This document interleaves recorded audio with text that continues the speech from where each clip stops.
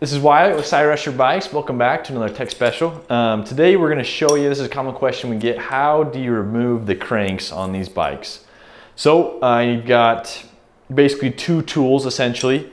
I've got an 8mm Allen key, and then I have a crank puller. And you will need one of these, and the reason I'll show you why in a little bit. But step one, easy enough. Take your 8mm and we're going to loosen this bolt right here. Okay, just gonna undo this bolt. Remember, top to the left. All right, once I get it loose, I can just pull it off with my fingers. So if you notice, as I try and pull this off, it is so tight, there is no way I could get that off by my hand. So I use this crank puller, and it's got two parts. One is this outside tightening thing, and then that's connected to this rod which screws in and out on the inside. So I'll start with this all the way out, and then the first part is I tighten the black piece of this into the crank itself, and I just need to get this snug, doesn't have to be crazy tight. Next I'll start this with my hands and get it to about there. Now I won't go any farther, and I'm holding the other side of this crank to hold it still, and I'll just slowly tighten that until it pops loose. As you can see, they're pretty tight on here. Yeah, so as I'm tightening this threaded silver part, what it's doing is pushing into what the crank arm connects to, this square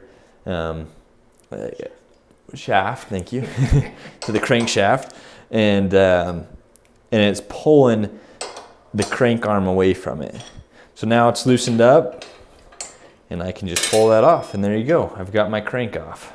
Okay, now I'm ready to reinstall my crank arm. One thing to make sure of is make sure that the sides are opposite. So I'm gonna leave this one down, which means I'm gonna have this crank arm facing up as I put it onto this. And I'm just gonna get it started. I'm not gonna worry about pushing it in too far. Then I'll take my screw here and I'll start it threading in so I don't strip it. And yeah, one thing I would put, it comes with the blue piece, or like the little blue that's on this screw here is Loctite. I would make sure to put some blue Loctite on. It's the removable kind of Loctite. Basically what that's going to do is it's going to just get a better hold, make sure that it doesn't come out on its own. Okay, and then I'm going to get this pretty dang tight.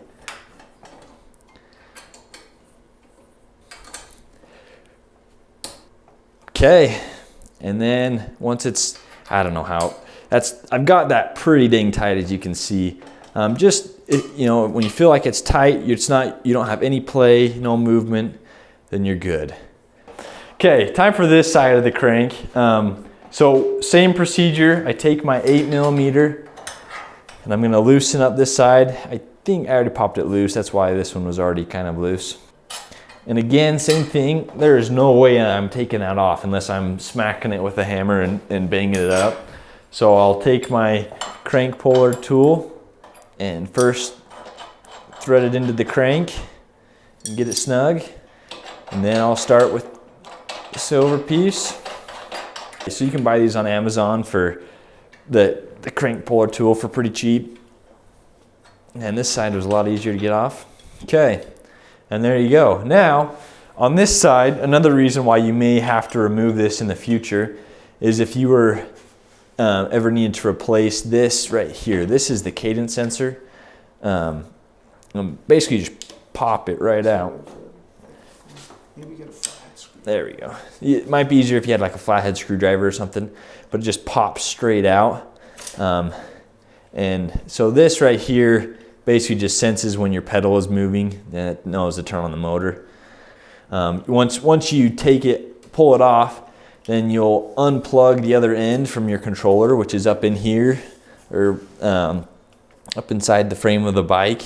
You'll unplug it, and then you'll be able to pull this out. and then thread the new cable back in, and then put this back on here and snap that in, and you're good to go.